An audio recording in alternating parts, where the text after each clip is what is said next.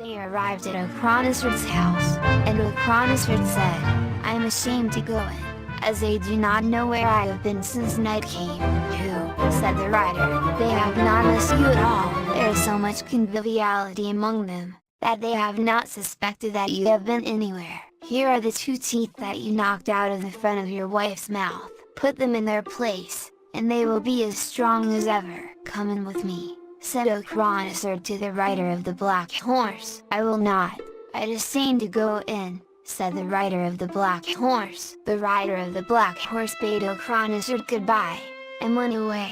O'Chronisford went in, and his wife met him as she was busy waiting on a gentleman. He asked her pardon, and put the 2 teeth in the front of her mouth, and they were as strong as ever.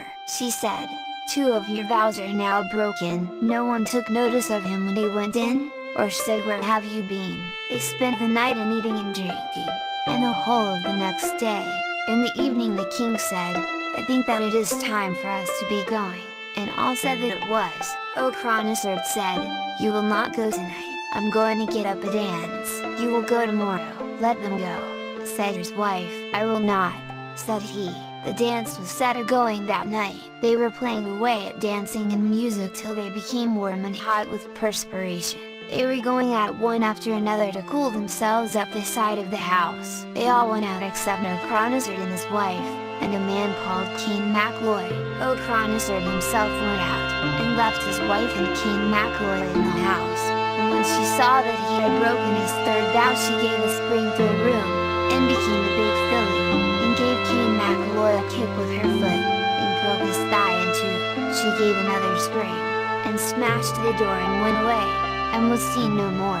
She took with her the tower of Castle Town as an armful on her shoulder and a light burden on her back, and she left Kayns in the old tumble-down black house in a pool of raindrip on the floor.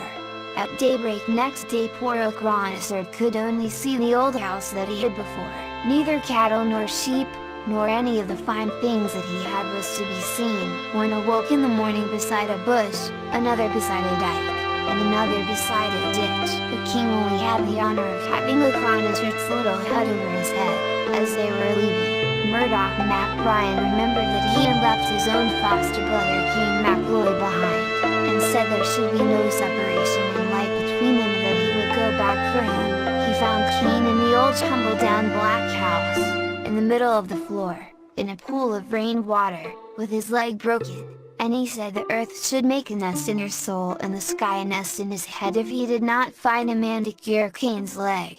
They told him that on the Isle of Innistrick was a herb that would heal him. So Kayns was then borne away, and sent to the island, and he was supplied with as much food as would keep him for a month, and with 2 crutches on which he would be going out in and as he might desire. At last the food was spent, and he was destitute, and he had not found a herb. He was in the habit of going down to the shore, and gathering shellfish, and eating it. As he was one day on the shore, he saw a big man landing on the island, and he could see the earth and the sky between his legs. He set off with the crutches to try if he could get into the hut before the big man would come upon him.